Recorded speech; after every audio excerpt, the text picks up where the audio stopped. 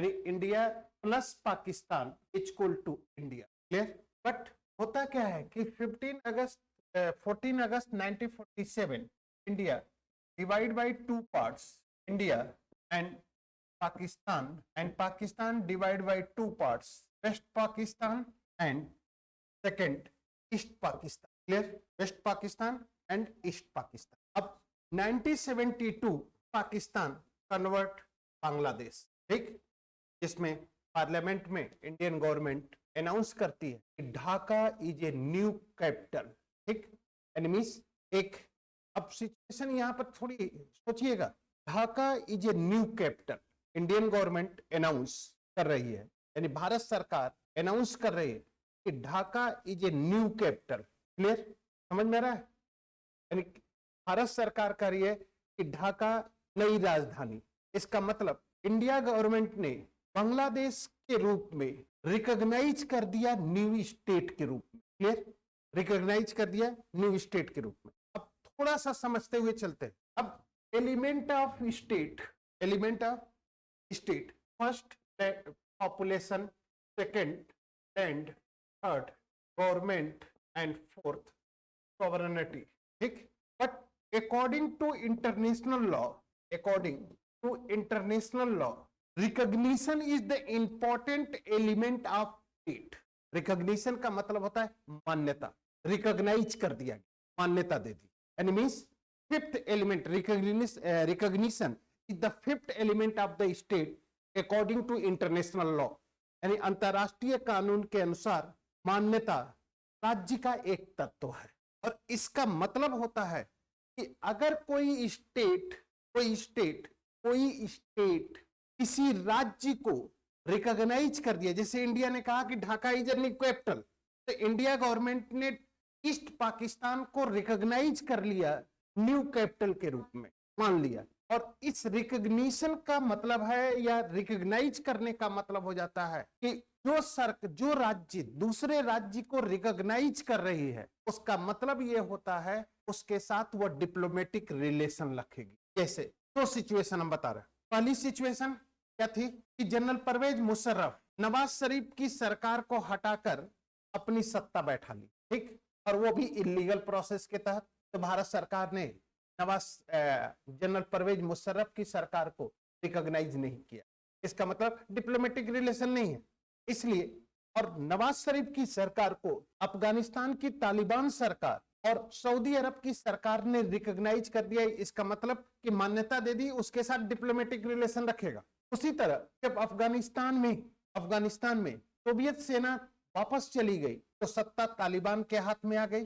और तालिबान के हाथ में आ जाने का मतलब क्या था कि तालिबान के आ जाने के कारण पाकिस्तान और सऊदी अरब तथा चीन तालिबान की सरकार को रिकॉग्नाइज कर लिया, यानी मान्यता दे दी, यानी डिप्लोमेटिक रिलेशन रख दिया। ठीक, तो रिकॉग्निशन का मतलब यह होता है, रिकॉग्नाइज करने का मतलब यह होता है कि हम जिस राज्य को रिकॉग्नाइज कर रहे हैं उसके साथ हम डिप्लोमेटिक रिलेशन रखेंगे। तो भारत ने ईस्ट पाकिस्तान को बांग्लादेश के रूप में रिकॉग्नाइज कर लिया, यानी इंडिया फर्स्ट स्टेट था, तो बांग्लादेश के रूप में रिकॉग्नाइज किया।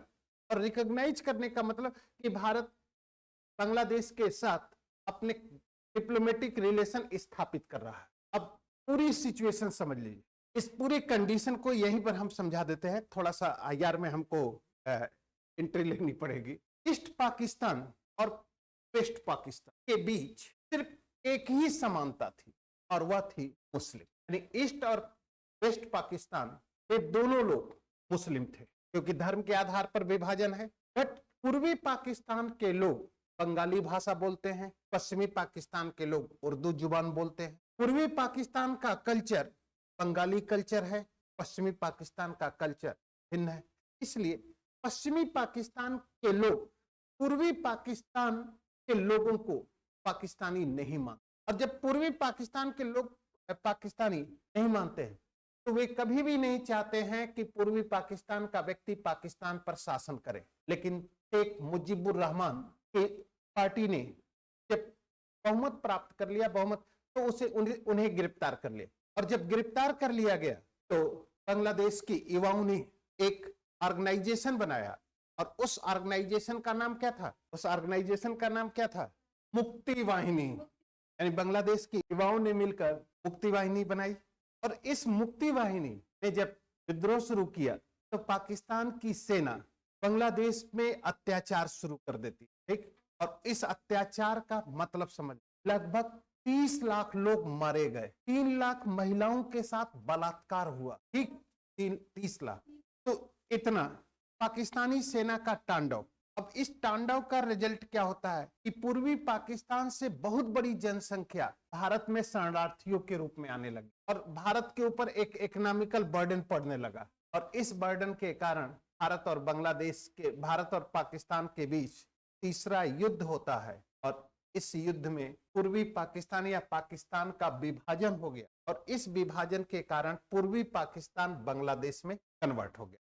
और उसके बाद इंडिया गवर्नमेंट ने कहा कि Dhaka is the new capital. उसके बाद शेख मुजीबुर रहमान को छोड़े गए पाकिस्तान से, यानी पश्चिमी पाकिस्तान, यानी अब पाकिस्तान कहा जाएगा।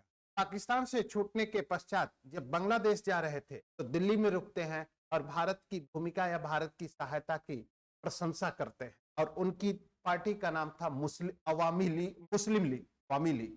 लीग, ठीक। तो उस सिचुएशन में, उस स्थिति में बांग्लादेश का फॉर्मेशन हो जाए। अब इस फॉर्मेशन के बाद ये पोजीशन तो बांग्लादेश के फॉर्मेशन, लेकिन ब्रिटिश सरकार थी, तो बांग्लादेश, पाकिस्तान सब पार्ट ऑफ इंडिया के थे, इसलिए तो जूट प्रोड्यूशन था वह एग्रीकल्चर प्रोडक्शन है, और जितनी भी इंडस्ट्री है सब पूर्वी पाकिस्तान में थी। तो स्वतंत्रता के पूर्वी पाकिस्तान या बांग्लादेश में थी, लेकिन उस समय तो पूर्वी पाकिस्तान है, पूर्वी पाकिस्तान की इंडस्ट्री। तो कॉन्स्टिट्यूशन के अकॉर्डिंग कॉन्स्टिट्यूशन स्टेट को इंटरनेशनल ट्रेड करने की अनुमति नहीं देता है, इंटरनेशनल ट्रेड नहीं कर सकता। इंटरनेशनल ट्रेड हमेशा इंडिया गवर्नमेंट करेगी, और उसी इंडिया गवर्नमेंट के इंटरनेशनल ट्रेड के बदले आर्टिकल 270 के तहत special grant for the jute producer state किया जाता। और ये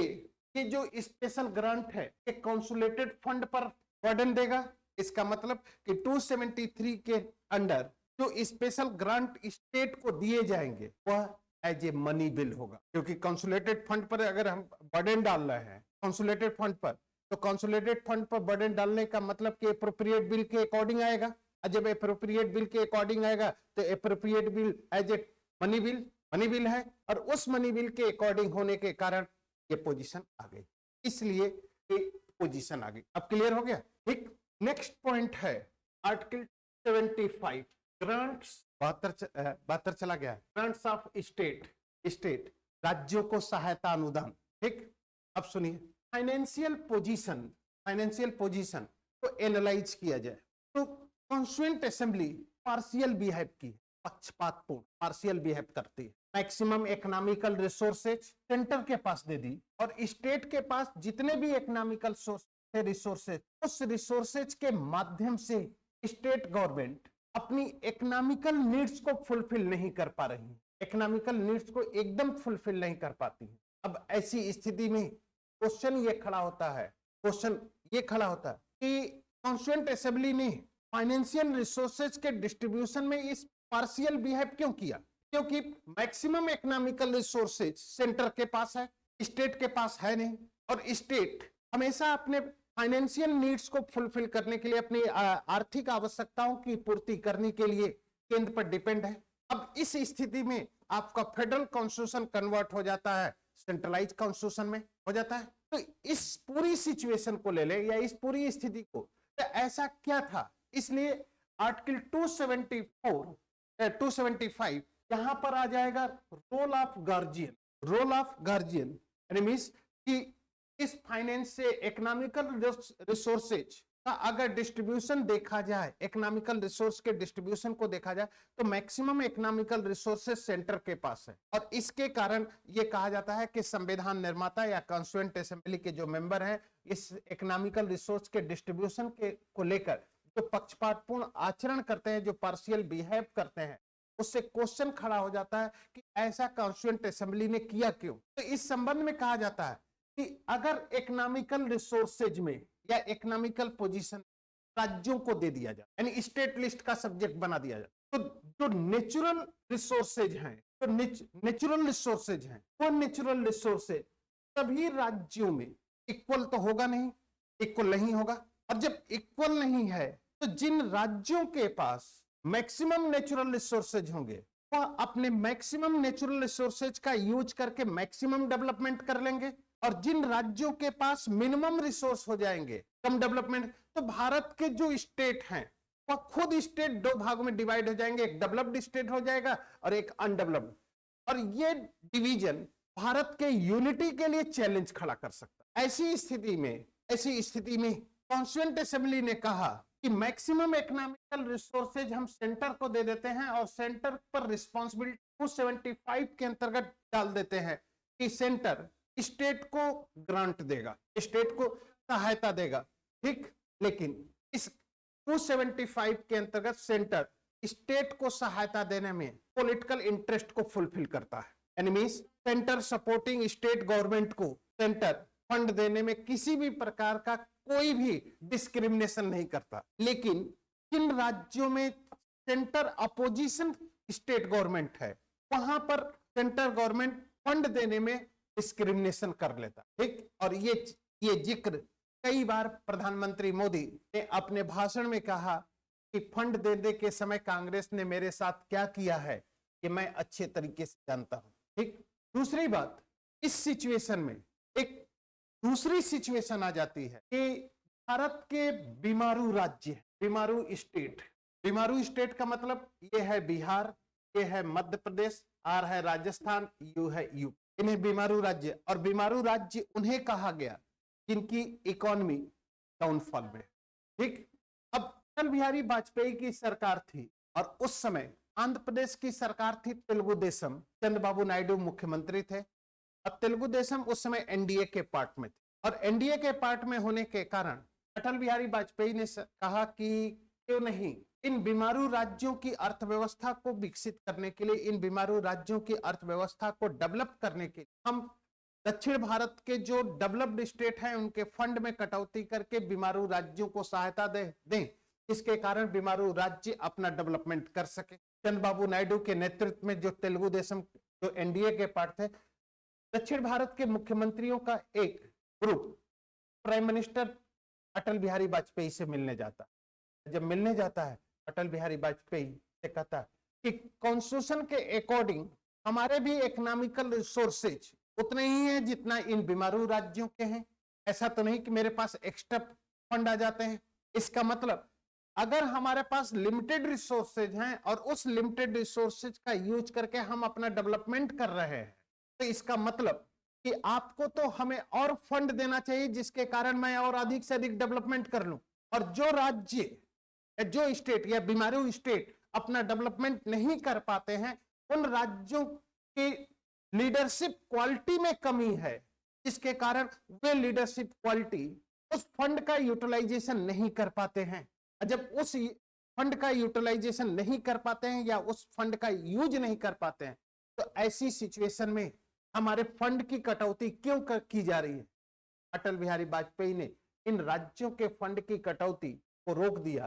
तो एक सिचुएशन, इसलिए जब फंड का एलोकेशन किया जा रहा है, फंड को डिस्ट्रीब्यूशन दिया जा रहा है, तो ऐसी स्थिति में सेंटर गवर्नमेंट की जो पोजीशन है वो थोड़ा सा 1970 के बाद, यानी आफ्टर 1970 के बाद पॉलिटिकल इंटरेस्ट आ जाता है। और पॉलिटिकल इंटरेस्ट आने का मतलब कि state, centre supporting state government और सेंटर अगेंस्ट स्टेट गवर्नमेंट के बीच फंड डिस्ट्रीब्यूशन के लेकर सेंटर गवर्नमेंट खुद डिस्क्रिमिनेशन करती है।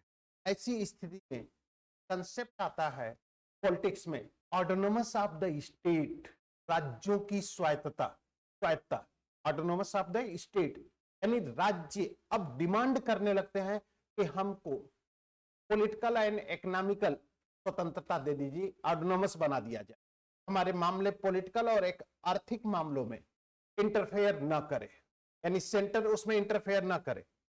अब ऐसी में केंद्र और राज्य के बीच टकराव की स्थिति बन जाती है और उस टकराव का जो सबसे बड़ा रीजन है वह रीजन यही है कि इस पोजीशन, इस कॉन्स्टिट्यूशनल पोजीशन के कारण जब स्टेट के पास इकोनॉमिकल रिसोर्सेज लिमिटेड हैं और हमेशा सेंट्रल गवर्नमेंट के इकोनॉमिकल सपोर्ट पर ही अपने कार्यों को सही रूप में कर सकते हैं, इस सिचुएशन का रिजल्ट निकलता है कि केंद्र सरकार अपने इस पोजीशन के कारण राज्यों के ऊपर अपनी नीतियों या अपने ऑब्जेक्टों को थोपती, जिससे कि राज्यों की स्वतंत्रता या राज्यों की स्थिति क्या हो जाती है, कमजोर हो जाती है। क्लियर? एक पोजीशन तो ये आ गई। क्लियर? अब ये पूरी स्थिति होने के बाद सिचुएशन अब आती है कि डिस्ट्रीब्यूशन किस बेस पर किया जाए। 275, 270, इसके लिए एक कॉन्स्टिट्यूशनल बॉडीज बनाई गई और वह है आर्टिकल 280 फाइनेंस कमीशन। इस फाइनेंस कमीशन का वर्क 3 है। एक है रिकमेंडेशन ऑफ आर्टिकल 270 एनिमीज कि 270 यानी इनकम टैक्स का डिस्ट्रीब्यूशन किस रेशियो में सेंटर और स्टेट के बीच में होगा, उसका देगा रिकमेंडेशन। उसके बाद आर्टिकल 275 यानी जो ग्रांट है उस ग्रांट को किस रेशियो में सेंट्रल गवर्नमेंट देगी या परफॉर्मेंस का बेस लगाएगी, और फिर उसके बाद प्रेसिडेंट इन दोनों के अतिरिक्त कोई अलग से वर्क दे दे। ठीक, अब यहां पर है ऑर्गेनाइजेशन ऑफ फाइनेंस कमीशन। तो यहां पर एक चेयरमैन होंगे और इस चेयरमैन के अतिरिक्त 4 मेंबर होंगे जो डिफरेंट फील्ड के एक्सपर्ट हैं या स्पेशलाइज्ड पर्सन है। एक्स जजेज of high court and supreme court, famous economist, specialist of accounting and last है general administrator. Supreme court oblique high court के पूर्व न्यायाधीश, प्रसिद्ध अर्थशास्त्री, अकाउंटिंग का विशेषज्ञ, लेखांकन का विशेषज्ञ और सामान्य प्रशासन। ठीक, और ये हैं आपके अध्यक्ष। एनिमीज कि केंद्र और राज्य के बीच वित्तीय संसाधनों के संबंध में सिफारिश करने के लिए आर्टिकल 280 के अंतर्गत राष्ट्रपति एक फाइनेंस कमीशन का क्या करता है, गठन करता है और इस फाइनेंस स्थापना करता है। और इस फाइनेंस कमीशन का ऑर्गेनाइजेशन चेयरमैन प्लस 4 मेंबर से मिलके होगा। जो भी मेंबर हैं वह अलग अलग फील्ड के एक्सपर्ट है। एनिमीज एक लॉ फील्ड का एक्सपर्ट है, एक इकोनॉमिक्स फील्ड का एक्सपर्ट है, एक अकाउंटिंग का एक्सपर्ट है और एक जनरल एडमिनिस्ट्रेटर। ठीक, पैराग्राफ चेंज कर दीजिए, हेडिंग डाल के छोड़ दीजिए। केंद्र और राज्य के बीच विवाद, dispute between centre and state, विवाद। ठीक है,